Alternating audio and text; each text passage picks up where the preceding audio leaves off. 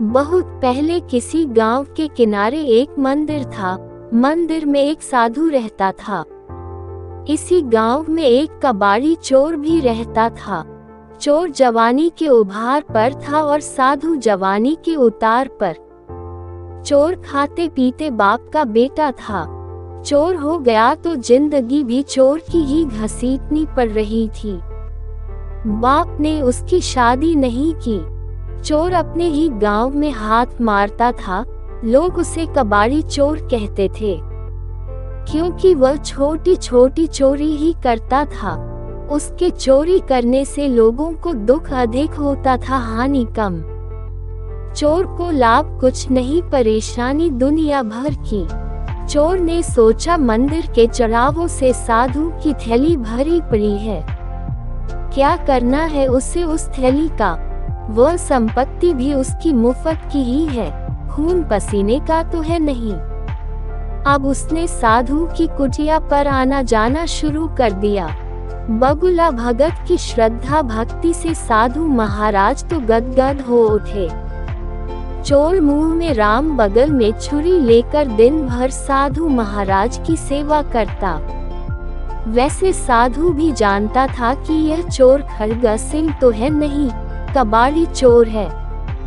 दिन में इसे हाथ नहीं डालना है, रात में मुझे इसको घास नहीं डालनी है, इसलिए मेरी थैली का बाल बांका होने से रहा।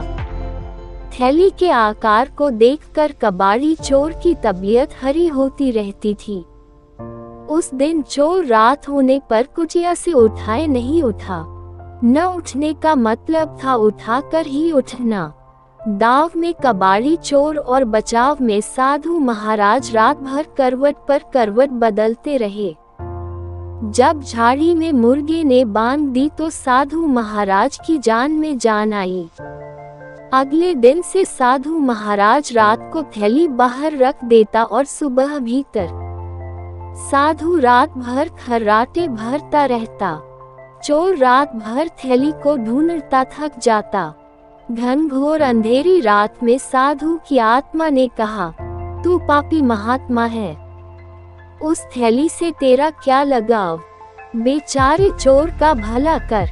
डसी रात चोर की आत्मा ने भी कहा, 2 आंख, 2 हाथ, 2 पैर, 6 संपत्ति भगवान ने तुझे दे रखी है, तू उनका दुरुपयोग मत कर। चोरी के चक्कर में पड़कर जिंदगी को गंवा रहा है। चोरी से तौबा कर, करने वाला क्या नहीं कर सकता। जब तक नियत में फितूर रहेगा तब तक भाग्य भी तुझ पर मेहरबान नहीं होगा। एक लंबी जिंदगी इस थैली के सहारे कितने दिन कटेगी और लेने के देने पड़ गए तो। उस रात साधु ने वह थैली बाहर नहीं रखी। सुबह साधु महाराज ने देखा थैली तो वहीं पर है, पर आज कबाड़ी चोर नहीं था। कबाड़ी चोर होता भी कैसे?